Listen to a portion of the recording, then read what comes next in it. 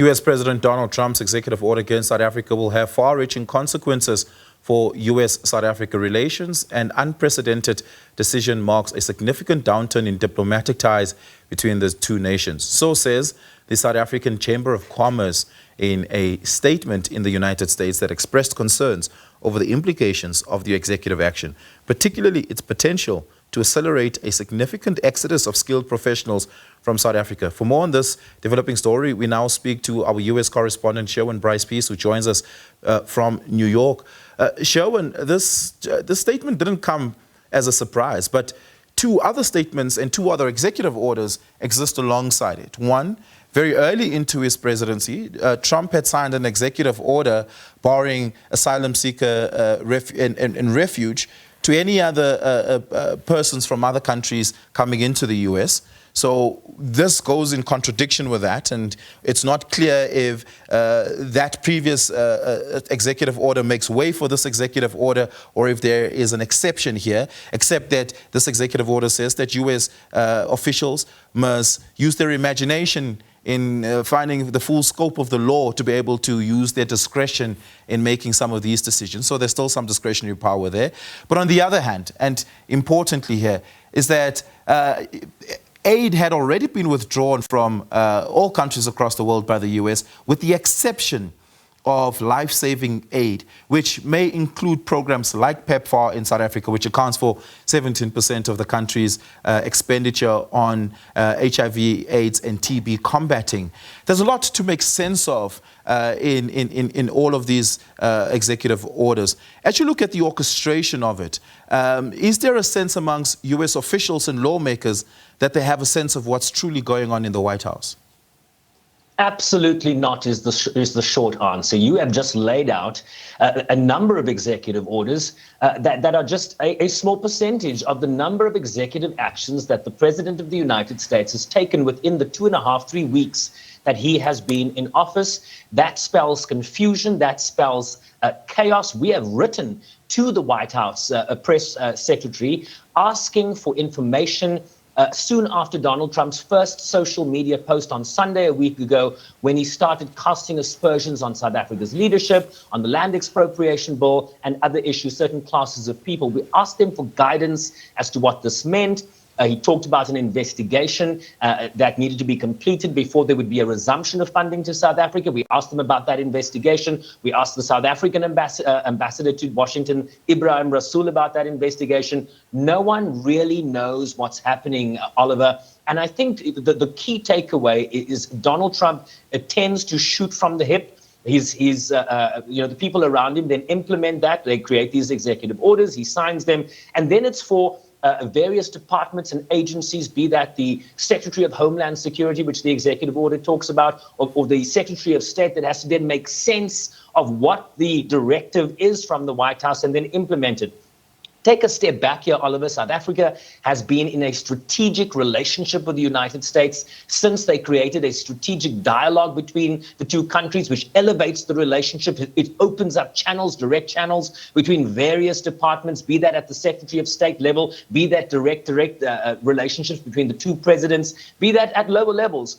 And what they have not followed here through these actions, through these social media posts and the executive orders, are the established diplomatic channels that are available. You call in an ambassador if you have an issue about domestic policy or foreign policy from a country. You call them in, you talk to them, you say, this is making us unhappy. How do we solve this? What they've done here is they've posted on social media, they've gone to the executive action, and now everybody's trying to understand how this is going to work. I'm sure AfriForum is trying to understand how this is going to work.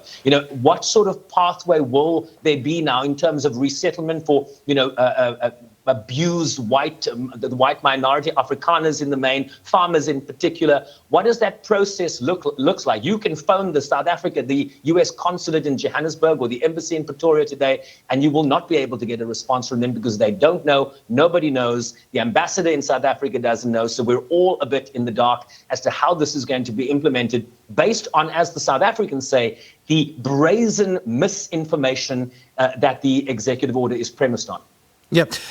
You've spoken to Ambassador Ibrahim Rasool, who is South Africa's ambassador to the United States. Has he at all had any meeting, formally or informally, with anyone from the White House and or the Secretary of State's office about the ongoing developments? So the last time I spoke to him directly was on Thursday. At that point, there had been no interaction, no formal interaction with the U.S. government. I'm sure the ambassador has reached out to various senators trying to, bring South Africa's influence to bear, perhaps on long-standing allies, maybe the Black Congressional Caucus. But the truth is here that nobody really knows what's going on. So even if you were to sort of lean on, traditional allies of South Africa, they too are perhaps in the dark here. I also asked Oliver, the ambassador, whether he had been invited to appear on various U.S. media, right, to give South Africa's perspective. One would imagine that the U.S.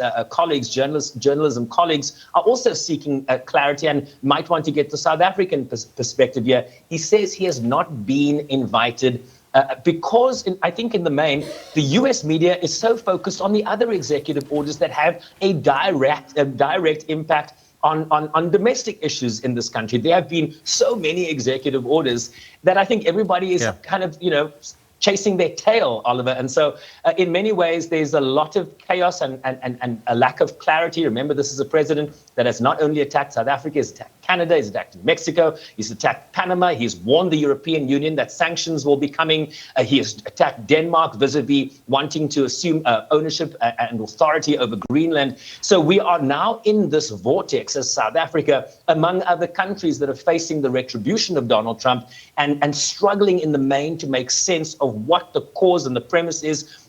If you look at the attacks, for example, on Canada, the premise of that was that fentanyl was flowing over the border from Canada. But if you look at the numbers, fentanyl flowing in from Canada into the United States represents less than 1% of fentanyl that is crossing into the United States each year. So the premise, right, the pretext for attacking Canada maybe isn't as weighty as one would assume, and it could be other issues, and that's the complication we face. Is this about land expropriation, or is it other things? And if you look at the executive order, they make no bones about it. They talk about South Africa. The United States cannot support the government of South Africa's commission of rights violations in the country, or it's undermining, Oliver, of our foreign policy, which poses national security threat to our nation, our allies, and our African partners. You're accusing a strategic partner of posing a national security threat because they've taken Israel to the ICJ, because they have closer relationships with Iran than you do, and because they have passed an expropriation bill where there has been no expropriation and confiscation of land writ large in South Africa. So the premise is wrong. We need to understand what is the bone of contention here, and it might be a little bit of Elon Musk in Donald Trump's ear. Yeah, Sherwin, thank you so much for that. Really do appreciate it.